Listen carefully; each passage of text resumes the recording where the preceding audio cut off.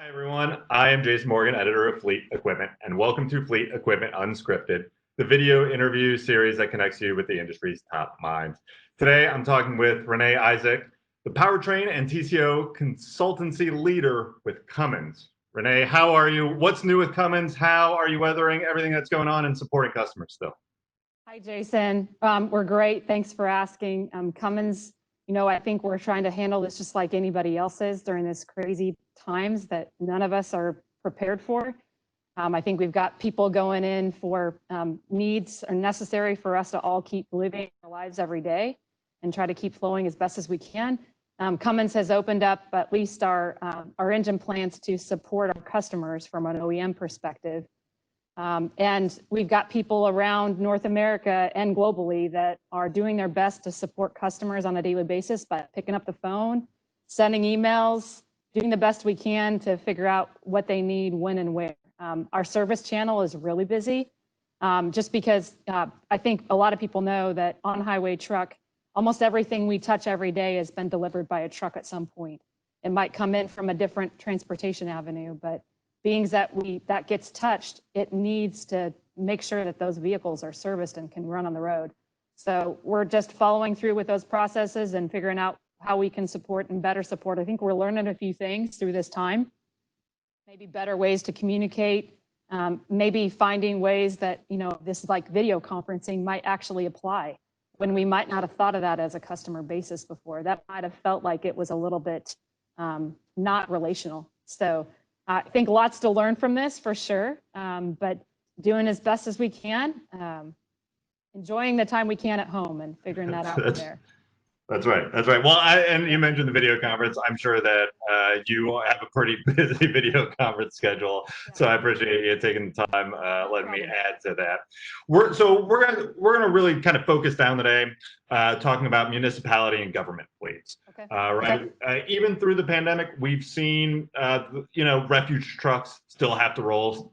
Those essential services still need to roll. Utility trucks are still out there, and from the engine perspective. Just covering the range. I mean, that's a range of applications. That's a range of engines in both spec'ing and adding to those fleets and maintenance. So let's just kick it off with top line spec'ing, right? I'm gonna add some trucks to my municipal fleet that runs everything from Class 8 refuse to medium duty utility delivery trucks. What are those top spec'ing tips that would help me as the fleet manager keep everything straight when I have so many applications and different trucks to maintain? Absolutely. Yeah, so your question about Class 8 refuse, medium duty, and delivery.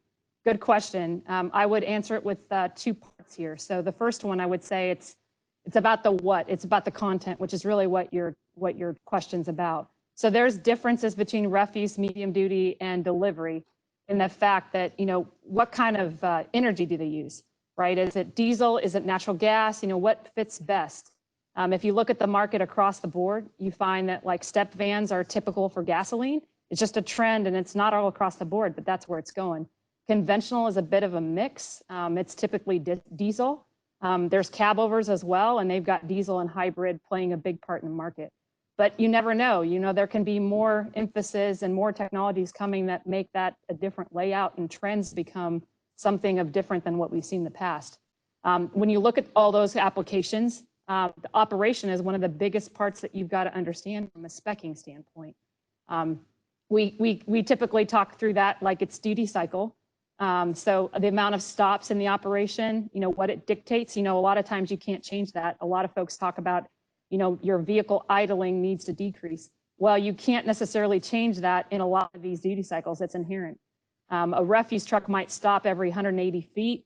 A delivery truck might have every half mile of deliveries. So those things are just going to be the way they are. Those accelerations that has to happen, and cruise speeds extremely different. If you're never going to be on an interstate, you're just going to be on a 55-mile-per-hour highway, or even within a New York City, which is going to be much lower than that, maybe like 20 mile per hour. Those are things that you have to understand. Those duty cycle pieces are important, as well as other facts like weight, terrain, time at idle, time at highway speeds. Those all kind of play in making that decision. Municipalities can be different from other companies in many ways, including those initiatives. So you see a lot of cities, a lot of governments saying, hey, we want this area to be, have some goals for emissions, zero emissions by the year of 2030. For those needs, you have to consider that, but you also have to take into account the uptime and reliability that are key to keep these things on the road. You said utility refuse. Those are things that we use every day. We may not know it, but we need them every day. So then you talk about transmission when you talk about spec'ing as well. So how much downshifting, does trip time matter? Shifting used to be a big deal when you had manual transmissions. It's becoming less of a deal because you've got automatics and automateds, but that still is something that you have to understand what your driver wants and how you can keep them in the seat. That trip time, they might have several stops in a day. So if you can't get to all those stops in a day, then that can be a problem. One thing that I always took into account when I visit customers is understanding exactly what they do. You might think that's funny, but a furniture hauler, for example, they're not driving every day to drive. They're driving to deliver furniture. Their job is to carry the furniture into the customer. Their primary, that's a primary. Their secondary job is to get there. Same thing kind of for like a refuse, right? Yeah, you're driving, but you're picking up trash at every stop. Medium duty utility. My guess is those drivers a lot of times might be primarily trained in electrical, right? So they're driving as a secondary CDL holder. And that's great, because you've got to understand that, but you also have to know that this thing's got to perform well. They may not even care what it is. It just has to do its job and be productive. So that second part of that question is how. So you mentioned it kind of in my title that I'm a consultancy leader. You might think that's kind of funny, and I kind of thought it was too when we first came up with it.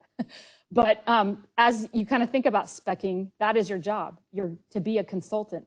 You're trying to connect basically the new technology and what can be offered to everyone's operation. And you're expected to be an expert and to try to know that as best as possible. So you've got to really understand what the customer does as well as their needs.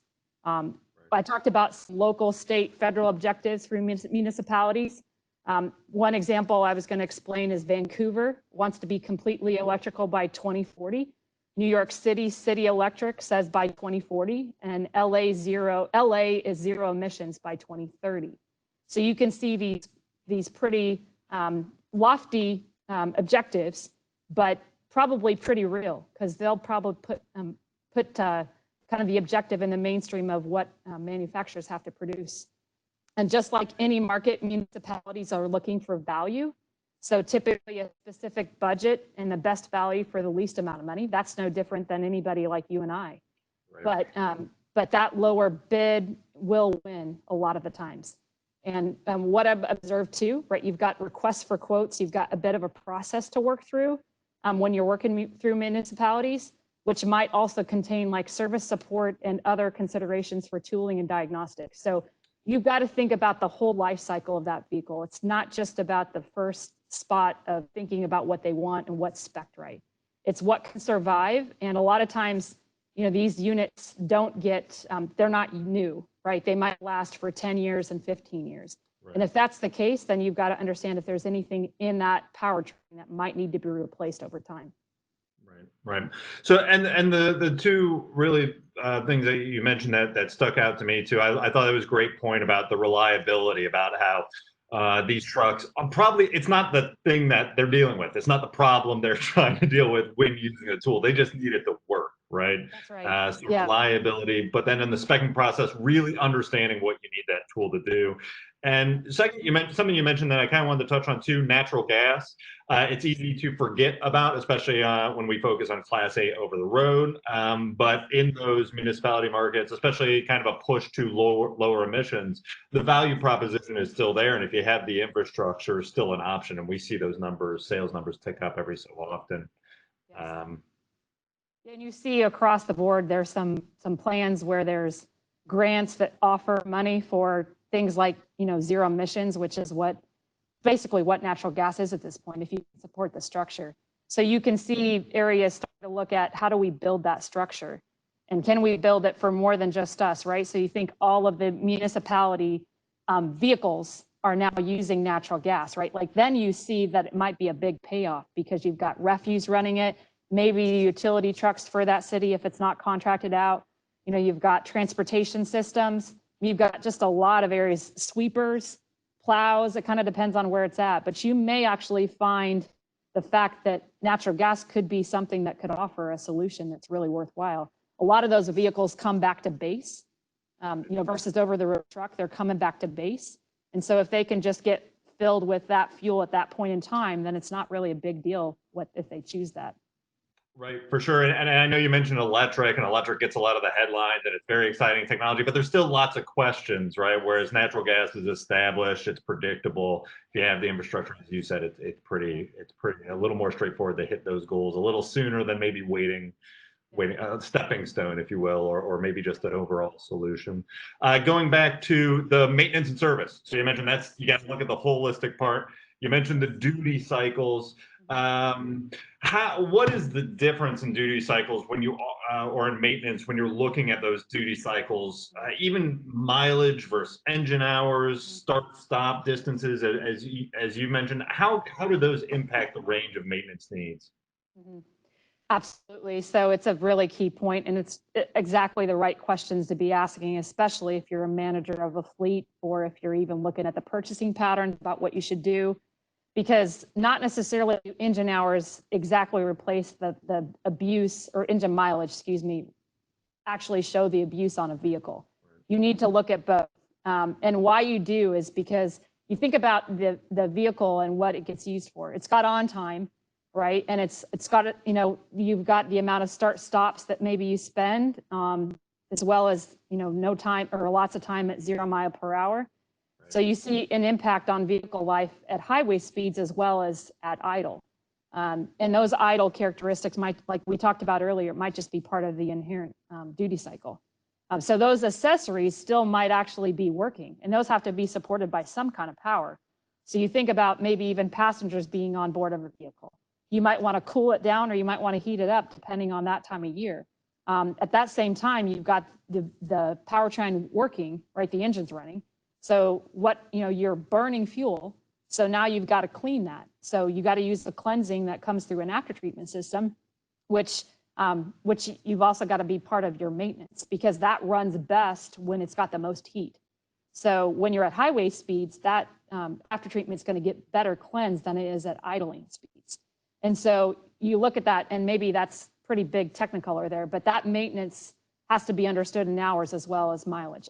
I think a lot of time people tend to look at just mileage because it's easier, but you can make the translation, and we've actually started adopting ways to release maintenance and service manuals in the ways of hours instead of miles, depending on what the vehicle is doing. You talked about exhaust gas recirculation systems. Those happen in nearly every engine, internal combustion engine these days. So I talked about hotter system characteristics, and running that warmer really helps. But knowing how to make sure that that's clean, those are some things and some recommendations that you've really got to take from the manufacturer. A lot of times limiting idle where possible is important, but again, maybe not always possible. I think over time, with emission standards changing and manufacturers having to rise to that capability, we have seen more opportunities for better service and for ways to regenerate across the market. So you just got to follow those recommendations and the service recommendations to keep on that and to stay on top of it. Because if you get behind, that's when you start seeing some health issues. Now, again, we talked about different technologies like diesel and natural gas. A lot of these things change depending on what technology you have. So it's really important to understand what kind of system maintenance am I required to do based off the purchase and spec'ing decision I make. So that life cycle and TCO type look of it. Right, for sure. And then, as you mentioned, staying on top of it as the operation is going through its life cycle. So I'm a technology nerd. I like data. I talk a lot about it a lot, yep. Right? But with everything going on, and I know Cummins is big on this too, how can technology, telematics help? What specific engine information can I receive across all these vast applications I'm in charge of to help me Yeah. stay on top of it, stay in the preventative mode, not the emergency mode. Absolutely. No, I can't even imagine. I mean, I don't know how new a vehicle you drive personally as a passenger car, but there's so many different things that are available for oil change, life, and percentage that you can plan for that, right? You can say, hey, I'm going to get ahead of this and I'm going to do this right before it's due, or I'm going to do it within the week that I think it's going to be due. So many things to help you understand what to do next. So lots of latest technology. So you think about that. I'll answer that one first. You've got propane, electrification, gas, natural gas, diesel, and kind of some hybrid approaches. You also have hydrogen fuel cells coming. A lot of this is indicative of battery technology and how long it'll last, but it's going to be really fun to kind of watch to see where these go. And I think it's going to be important as a customer to understand at least a little bit about each of these. It might be hard to understand them fully, but if you just learn what questions or which questions might be applicable for each of the technologies, that could be extremely helpful. We talked about service requirements. They will be different from one to the other. And you may think that your operation might be able to apply diesel easier because they're all diesel, right? Maybe all the vehicles that you have in your fleet are the same. Maybe it's easier to do it that way. You have tooling and considerations of, which techs to actually apply to it. Electrification is going to be tricky. You've got voltage, you've got extra training necessary to make sure that that is really being trained the right way and that everybody's kept safe. You talked about remote diagnostics and maybe telematics solutions. Those are going to be huge because it's going to be able to give you alerts. And I think everyone's working on prognostics and proactive repairs. We're working on things like that so that we can get repairs done within 5 minutes, 30 minutes. We kind of look at what are the most common fixes for a specific symptom, and when you look at those, you can start to find trends. And maybe instead of just thinking that we'll go through 10 hours of troubleshooting, we could go through a 30-minute process of potentially just replacing a sensor, even if that might be not always the case, but 90% of the time it is. And so those kind of things can really help a fleet be more efficient. Their communication department, their call-in authority, they can actually make better decisions. We're not the customer. They're best at making those decisions about what they do within their operation, but we can help them with some of those recommendations and guidelines. I talked about reliability, but uptime is key when you think about municipalities. If you've got passengers or if you've got utilities, you don't want to be putting people out of, utilities that they need on a daily basis or hour basis. So you've got overall better management of those expensive assets. I think we're always working on improved algorithms to better predict and understand the unit. I'm an engineer by trade, so we talk about simulation, but that's great, but simulation isn't real world. So how do you tie those together and make sure that we're really working on the right simulations to represent the real world? Because let's just be honest, the best real world test is simulation. And that's what you have to do. You can't just always put it in the hands of folks that, it might break down and put them in bad situations. So, ways to do that and to potentially gather that data back. So that telematic data comes back to us and then we know what's going on with that unit. There's a lot going on in that area to improve the way it can operate, improve our next steps for which algorithms we should try to invent, which technologies can help better invent that as well.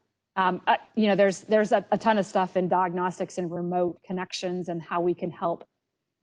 So it'll be really interesting to see how that works and how that's a part of your life cycle and supporting decisions.